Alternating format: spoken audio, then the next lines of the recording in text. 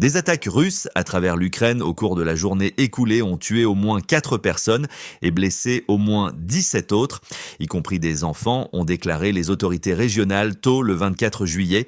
La Russie a lancé une attaque à la roquette contre Kharkiv aux alentours de 5 heures du matin, heure locale, le 24 juillet, touchant le bureau d'une organisation humanitaire, a indiqué le gouverneur Oleh Syniehubov.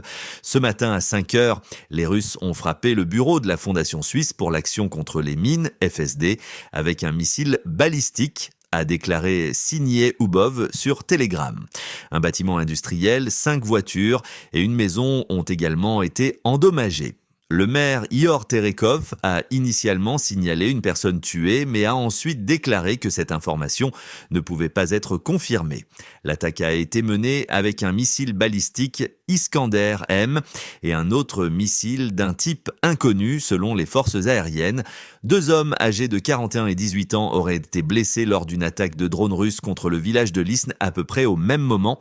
3 enfants ont été blessés lors d'une attaque de drone russe contre Maranets dans l'oblast de Dnipropetrovsk le 23 juillet, a déclaré le gouverneur Serhiy Lysak.